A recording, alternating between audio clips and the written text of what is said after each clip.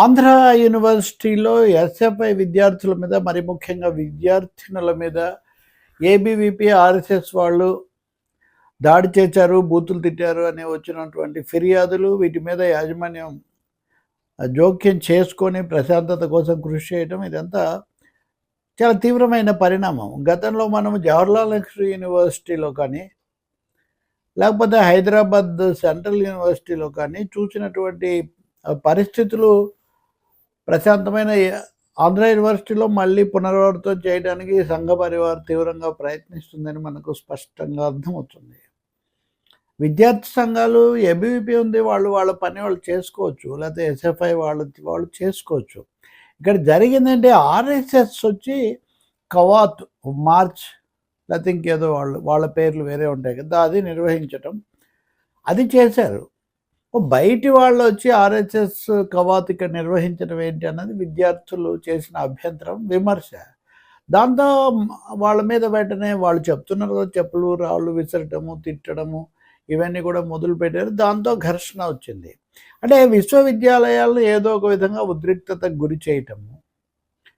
ఇది జేఎన్యూలో, ప్రతిష్టాత్మకమైన జేఎన్యూలో మొదలైంది. విశ్వవిద్యాలయాల్లో వామపక్ష భావజాలం ఎక్కువగా ఉంది కాబట్టి ఇది అంతా ఉంది, వాళ్ళదే తప్పు అన్నట్టుగా. నేను ఇందాక ఒక ఛానల్లో చర్చ చూస్తున్న ఒక మిత్రుడు, నిర్వాహకుడు, అసలు ఆయనే చెప్పేస్తున్నాడు, ఇంకా ఆర్ఎస్ఎస్ దేశభక్తి, గర్వపడాలంట, దాన్ని చూసి అసలు ఏం భయం లేదంట, వందే మాత్రం అనడానికి ఎందుకు భయపడాలి, మన దేశంలోకి వచ్చి, మన దేశం అంటే దేశం అన్న ఒక పార్టీదా, ఆర్ఎస్ఎస్తో మిగతా వాళ్ళది కాదా, కుట్ర ఎప్పటి నుంచో మేము చేస్తున్నాము, కానీ ఇప్పుడు ఎస్ఎఫ్ఐ వాళ్ళు కావాలని కుట్ర చేశారు.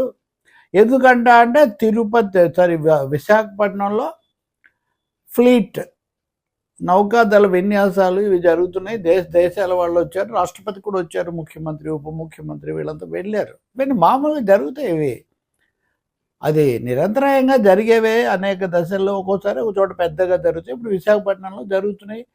వాటికి యూనివర్సిటీలో జరిగినటువంటి దీనికి ఏం సంబంధం? రెండవది, ఫ్లీట్ అక్కడ ఏదో జరుగుతుంటే దాన్ని ఇక్కడ ఆర్ఎస్ఎస్ కవాతు ద్వారా దాన్ని క్లెయిమ్ చేస్తారా, అది ఆర్ఎస్ఎస్కు సంబంధించింది అన్నట్టుగా. అంటే దేశభక్తి, దేశ రక్షణ ఏదో మేమేం చేస్తున్నాము అని చెప్పుకునే ఒక పెద్ద ప్రయత్నమా? దీనికోసం ఇతర విద్యార్థి సంఘాల మీద దాడి చేయటమా? తర్వాత ఎస్ఎఫ్ఐ, ఏఎస్ఎఫ్, ఇతర సంఘాలన్నీ కూడా ఇది సరికాదని చెప్పాయి. దానికి తగినట్టే యూనివర్సిటీ నిర్వాహకులు కూడా జోక్యం చేసుకొని వాళ్ళకు మాట చెప్పారు, మీరు చేసుకుంటే లోపలి వాళ్ళే చేసుకోండి, బయటి వాళ్ళు రాకూడదు అని చెప్పారు. అది సరైన పద్ధతి. అయితే ఆ సందర్భంలో మాట్లాడుతున్నారు కొంతమంది ఏబీవీపీ, ఆర్ఎస్ఎస్ వాళ్ళు. అక్కడ ఏమంట, ఎప్పటి నుంచో చేస్తున్నాం, మమ్మల్ని ఇప్పుడు ఆపుతారు, ఇదంతా కుట్ర అంట, దేశానికి వ్యతిరేకంగా కుట్ర అంట. ఈ విద్యార్థులందరూ విద్రోహులంట, దేశద్రోహులంట. ఇది ఇందాక నేను చెప్పిన టీవీ ఆయన కూడా చెప్తున్నాడు, ద్రోహులు అంటే వాళ్ళని బలపరిస్తే ఓకే. ఇప్పుడు మోదీ గారు వచ్చినందుకు దేశం చాలా నిర్భయంగా తలెత్తుకొని తిరుగుతుంది, ప్రపంచం అంతా తల వంచుతుందంట. ఇవన్నీ చూస్తుంటే మనం మొన్న అమెరికాతో ఒప్పందంలో ఎవరికి తల వంచాము, ప్రభుత్వం ఎవరికి తల వంచింది, లోక్సభలో కూడా దీని మీద జరిగింది చాలా తీవ్ర వివాదం. కాబట్టి అదే పనిగా ఇప్పుడు బీజేపీ మూడోసారి అధికారంలో ఉంది కాబట్టి మేమే వాళ్ళ మీద ఆధారపడలేదు, వాళ్ళే మా మీద ఆధారపడ్డారని బీజేపీ గురించి ఆర్ఎస్ఎస్ అధినేత మోహన్ భగవత్ బహిరంగంగానే చెప్తున్నారు. కాబట్టి ఈ సమయంలో ఇలా చేయొచ్చు వీళ్ళందరూ ఆశ్రయించుకున్న ఆశ్రితులు. కానీ విద్యార్థులు ఎప్పటి నుంచో ప్రజాస్వామిక సాంప్రదాయాలు ఉన్నటువంటి ఆంధ్ర విశ్వవిద్యాలయంలోకి ఈ కలుషిత వాతావరణాన్ని, ఉద్రిక్తతలను తీసుకురావడం ఏమాత్రం క్షేమదాయకం కాదు, వాంఛనీయం కాదు. రాజకీయంగా ఎవరి రాజకీయాలు వాళ్ళకు ఉండొచ్చు, ఎవరిని బలపరిచే వాళ్ళను బలపరుచుకోవచ్చు. విశాఖపట్నంలో ఇటీవల కాలంలో భూ సమస్య మీద, అలాగే కార్పొరేట్లకు భూములు కట్టబెట్టడం, వీటన్నిటి మీద తీవ్రమైన, ఉధృతమైన నిరసనలు, ఉద్యమాలు సాగుతున్నాయి. ఇటువంటి సమయంలో దీన్ని కాస్త ఈ మతపరమైన వివాదగ్రస్తమైన వాతావరణం తీసుకురావడానికి ఒక పెద్ద నిజమైన కుట్ర అక్కడ జరిగినట్టు కనిపిస్తుంది. రెండవది, కొంచెం మీడియా ఫోకస్ ఇదంతా ఉన్నప్పుడు ఇక్కడ ఏదో జరుగుతుందని ఆంధ్ర యూనివర్సిటీని కూడా ఇంకొక గతంలో జేఎన్యూలో జరిగినట్టుగా, గతంలో హెచ్సియూలో జరిగినట్టుగా అలాంటి ఒక టెన్షన్ స్పాట్గా మార్చేస్తే తర్వాత ఏదైనా చేయొచ్చు అనే ఒక నిజానికి అదే కుట్రేమో అనిపిస్తుంది ఇక్కడ. దేశద్రోహం లాంటివి అసలు ఇక్కడ ఎందుకు వస్తాయి? అంతర్జాతీయ కుట్ర అంట పైగా ఇది. అంతర్జాతీయ కుట్ర అని ఇందా చెప్పిన యాంకర్ మిత్రుడు చెప్తే బీజేపీ అధికార ప్రతినిధి మటుకు అంతర్జాతీయం అనడంట కానీ ఆయన జాతీయ కుట్ర మటుకు జరిగిందంట.